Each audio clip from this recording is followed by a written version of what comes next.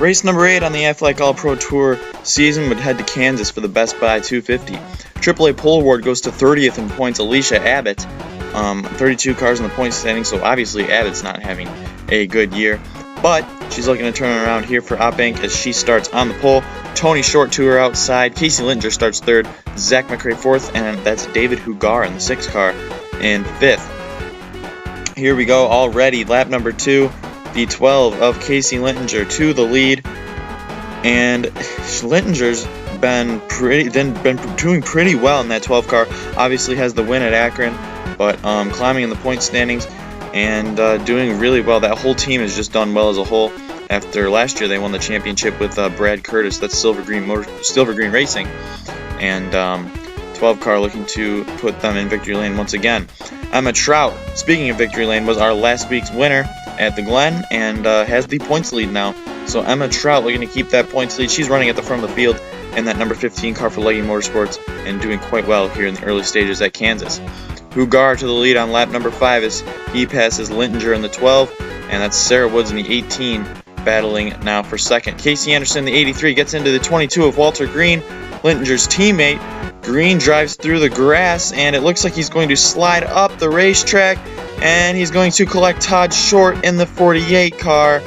Short would go out of the race, but Green would continue on. No yellow, surprisingly, maybe because it was so far back in the field, but regardless, we'd have a lead change as the 18 of Sarah Woods has gone by the 6 of David Hugar, taking Ryan Barley in the 13 with him. Barley set to make his AARS debut at the Winnipeg Motor Speedway. That's the next race for the Amp Energy Racing Series, and he's looking to hopefully continue his racing career there. Here's Ike Durbin, who lost the points lead last week at the Glen. He is running midfield.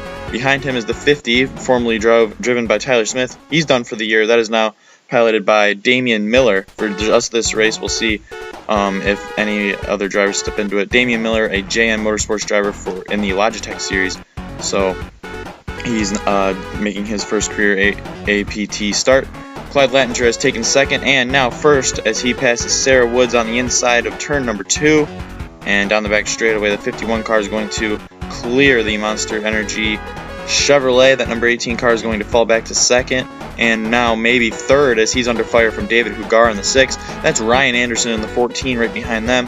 Anderson obviously has fared well lately, but he's been struggling this year, and he's obviously turned it around a bit. He had a strong run at the Glen last race, and he got 10th after starting in the back, so that's always a good sign that he's picking up spots and currently running third in this one.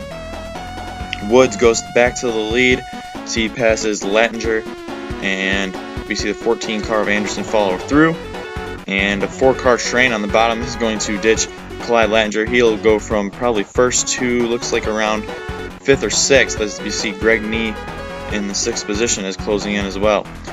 Ryan Anderson to the lead, lap 23, as he passes Woods, and we'll go around him on the back straightaway. 14 car looking stellar early on, and that team has just been great all year in the AARO, so they're looking for an AAPT win here in the 2014 season.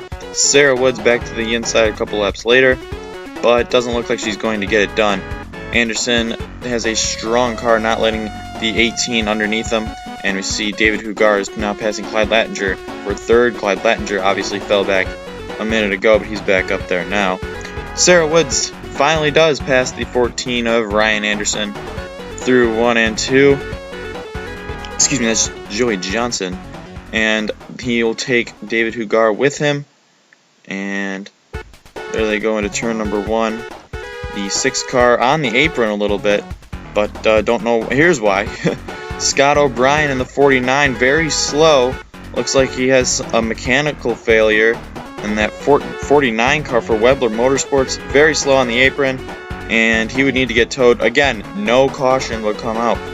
There's Walter Green holding up the leaders, and this is going to allow David Hugar to get a pretty big lead into turn number 3. Joey Johnson following him, and actually the 14 would get some damage from the 22 there, so he would come into the pits for repairs, and that would actually start off green flag stops, as here comes the 6, and he'd take basically everybody in with him. A couple cars staying out of extra laps, but eventually the 6th car would come out in the lead. David Hugar putting on a show right now for his team, and he's looking for his first career win. Greg Nee in the 100 car has made his way up to the 3rd position as he just passed Ike Durbin, who made his way up to 4th. Ike Durbin, another quiet but solid run for him right now, and that's been his story all year as he currently runs behind the 100 car in the 4th position. Jimmy Barley under fire from Nee in the Internet Explorer Dodge, and he would get around him here as the 100 car has that preferred groove off turn number 2 and passes him fairly quickly and clears him.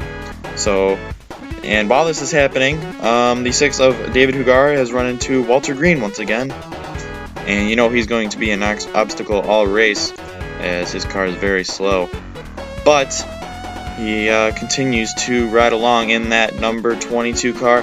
Battle for 2nd has heated up as Ike Durbin is now underneath Greg Nee in that 100 car. And it looks like through the front straightaway, the 22 might get in the way just a little bit.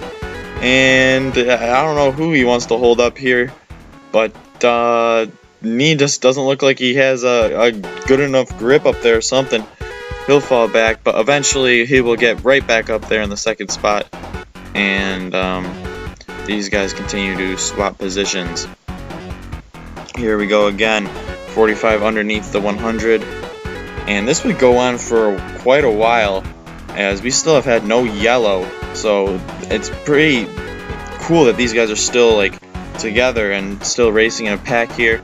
And while the leader has pulled away, 4-second lead for Hugar right now, and the 45 and 100 continue to battle it out, and that's making them lose even more time as here comes the 100 car pulling the crossover move on Ike Durbin. He'll get around him. Jimmy Barley looks like he'll try to sneak under there as well, doesn't, and now he's under fire from Clyde Lattinger in the 51. But at the front, David Hugar, uncontested in that 6 car, he still has the 3-second lead over Nee, and he is rounding turns 1 and 2 here at Kansas. No yellows in this one, as this is the first caution-free race we've had in a while for any of the AARO series. And the 6 car makes his way through 3 and 4. David Hugar left JN Development last year in the trucks to join Kyle McCartnell's AAPT team, and he gets the team's first win. He'll win the Best Buy 250 at the Kansas Speedway.